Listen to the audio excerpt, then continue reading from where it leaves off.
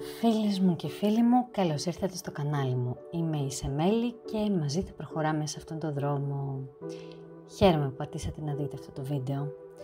Εδώ μπορείς να κουμπίσεις την ψυχή σου, να θέσεις τον προβληματισμό σου, όπως θα τον συζητούσες με μία φίλη ή ένα φίλο. Θα ακούσεις έτσι κάποιες ιδέες και λύσεις, προτάσεις.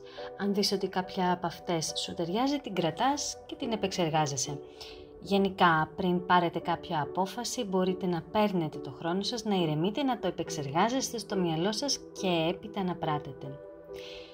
Θα σας βάλω κάτω στο κουτί περιγραφής το email που μπορείτε να μου στέλνετε τα θέματά σας, τις ιστορίες σας, τους προβληματισμούς σας και να τα συζητάμε εδώ. Θα ξεκινήσω πρώτα από το γράμμα μιας φίλης, ας την πούμε Γιώτα, γιατί όπως σας είπα εδώ είμαστε έτσι πολύ οικογενειακά και κανείς δεν πρέπει να κρίνει κανέναν. Πάμε λοιπόν. Αγαπητή Σεμέλη, θέλω να μιλήσω κάπου και να πω μια ιστορία γιατί πρέπει να ακουστεί. Το καλοκαίρι του 2022 ούσα χωρισμένη και βαθιά πληγωμένη από έναν έρωτα, για να φτιάξω τη διάθεσή μου άρχισα να πηγαίνω διακοπές. Και μόνη και με φίλες αλλά και με παρέες. Εκεί λοιπόν σε εκδρομή που κάναμε με μια παρέα στη Σκύρο, σε ένα υπέροχο ξενοδοχείο, ήταν και ένας άντρας λίγο μεγαλύτερός μου, 39 ετών, εγώ 35. Μου έδειξε το ενδιαφέρον του και εγώ, αν και έτσι λίγο μαγκωμένη, ανταποκρίθηκα. Λέω διακοπές είμαστε, ας είμαι πιο χαλαρή. Σε όλη τη διάρκεια των διακοπών υπήρχε φλερτ, όμως δεν υπήρξε κάτι παραπάνω. Παρόλο που μου πέρασε από το μυαλό, δεν έκανα κίνηση γιατί δεν ήμουν πολύ σίγουρη. Στο γυρισμό στο καράβι βρήκαμε λίγο χρόνο να περάσουμε στο κατάστρωμα του πλοίου και εκεί με φίλησε πρώτη φορά. Ένιωσα έτσι πολύ ωραία, αλλά και πάλι κάτι με κρατούσε. Έπειτα, αφού γυρίσαμε στην πόλη μας, κανονίσαμε να βγούμε ένα κανονικό ραντεβού για ένα κοκτέιλ. Και το ένα έφερε το άλλο και καταλήξαμε να λέμε ότι έχουμε μια γνωριμία έτσι πιο ζεστή.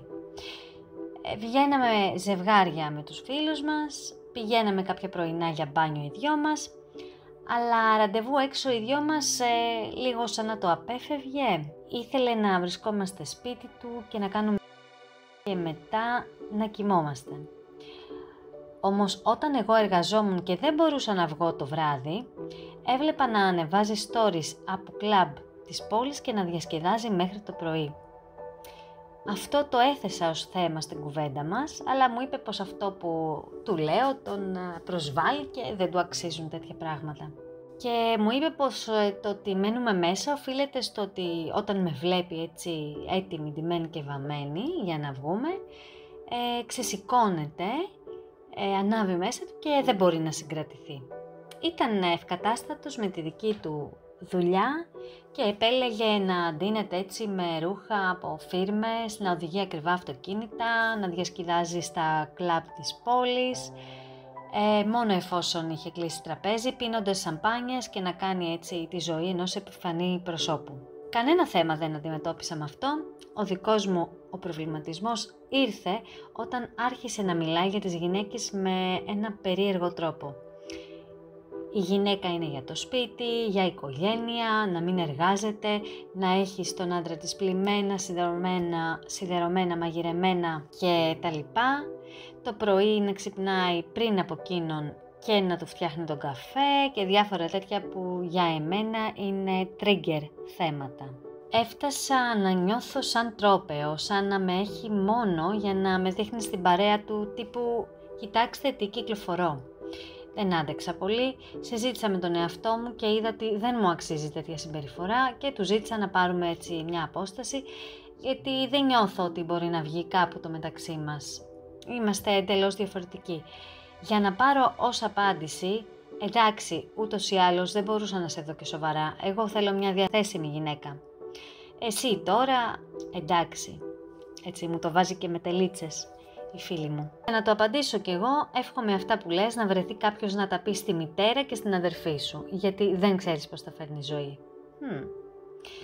Τώρα μαθαίνω πως συνεχίζει να ζει με τον ίδιο τρόπο, είναι ευκατάστατος και έχει ακριβώς τον ίδιο τρόπο σκέψης, δεν έχει αλλάξει κάτι, μας λέει η φίλη εδώ. Ακόμα έμαθα ότι συσχετίζεται ερωτικά με μια γυναίκα η οποία είναι νιόπαντρη μάλιστα. Ο σύζυγός της δουλεύει σε εργοστάσιο βάρδιες και εκείνη το σκάει από το σπίτι και βγαίνει με αυτόν. Οκ, το διαβάσαμε το γράμμα της φίλης. Λοιπόν, λες ότι έχει τελειώσει με σένα και με αυτόν στην ιστορία σου. Θα σου πω ότι χαίρομαι πάρα πολύ που τελείωσε. Πολύ καλά έκανες και πήρες την απόστασή σου.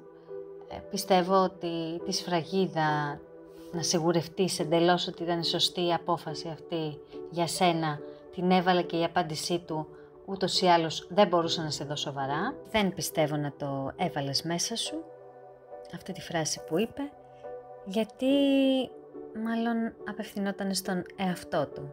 Σου έκανε καθρέφτη όπως λέμε και το έλεγε στον εαυτό του αυτό.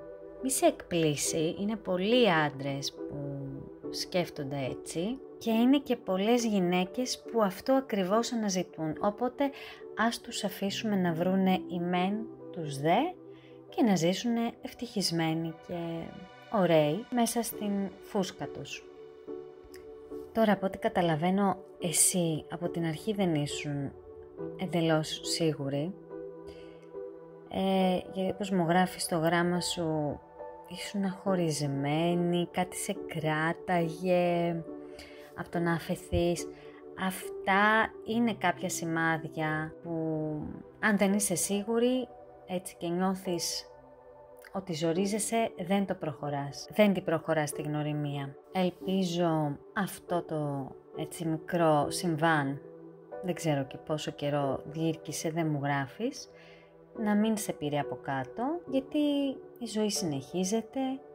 Σίγουρα από τότε έχεις κάνει και άλλες γνωριμίες, σίγουρα έχεις δει και άλλους ανθρώπους, ο κάθε άνθρωπος δεν μοιάζει με τον άλλον.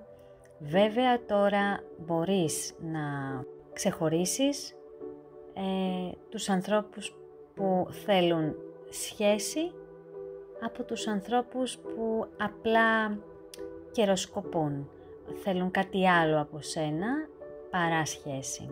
Τώρα το ότι ένιωθες σαν γυναίκα τρόπαιο, ότι σε έδειχνε, είναι και αυτό ένα σημάδι. Βρε κορίτσια, νομίζω πως όταν νιώθεις κάτι, το λέει το ένστικτό σου, αυτό είναι.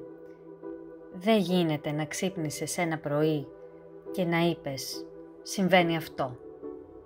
Από πού το έβγαλες? Το έβγαλες από τα συμφραζόμενα, από αυτά που βλέπεις, από αυτά που νιώθεις.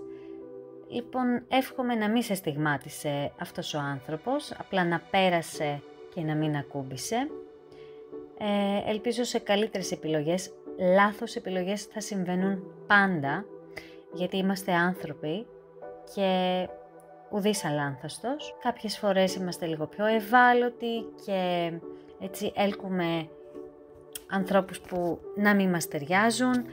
Εγώ θα έλεγα να δίνετε λίγο χρόνο όταν κάνετε μια νέα γνωριμία, να μην δίνεστε αμέσως, ψυχείτε και σώματι, να δίνετε κάποιο χρόνο, έτσι να γνωρίζετε καλά τον άλλον. Καλά, δεν εννοώ να πάει και ένα χρόνο, απλά νομίζω πως ένας μήνας γνωριμίας, έτσι να βγαίνεις τα ραντεβού σου, να κάνεις την παρέα σου, μέχρι να δεις αν σε ενδιαφέρει και σένα να κάνεις σχέση με τον άλλον, μέχρι να δεις αν εν τέλει ταιριάζεται και έχει αυτά που θέλεις. Πάρε το χρόνο σου λοιπόν, θέσε αυτό το στόχο στο μυαλό σου ως ένα μήνα, να τσεκάρεις τι γίνεται. Κορίτσια μου και αγόρια μου, θέλω και τη δική σας συμβολή και τη δική σας γνώμη στα σχόλια. Να πείτε και εσείς τη δική σας οπτική στη φίλη μας, να είστε ευγενικοί, γιατί τα θέματα καρδιάς είναι λίγο περίεργα. Έτσι, με το μυαλό είναι λίγο πιο ξεκάθαρα, πιο τετράγωνα τα πράγματα. Στα θέματα καρδιάς, οι περισσότεροι παίρνουμε κάτω από τη βάση. Αστειεύομαι βέβαια, η ζωή δίνει μαθήματα και έτσι γινόμαστε κάθε φορά και καλύτεροι. Περιμένω και τα δικά σας υπόλοιπα μηνύματα, ιστορίες, για να τα διαβάσω και για να δούμε έτσι κατά πού πάει το πράγμα. Σας ευχαριστώ που με παρακολουθήσατε ως το τέλος. Αν σας άρεσε το βίντεο, έρχονται κι άλλα. Κάντε like, subscribe και εγγραφή για να σας έρχονται στις ειδοποιήσεις σας όποτε ανεβαίνουν καινούριο βίντεο. Και μέχρι την επόμενη φορά τα λέμε. Καλή δύναμη!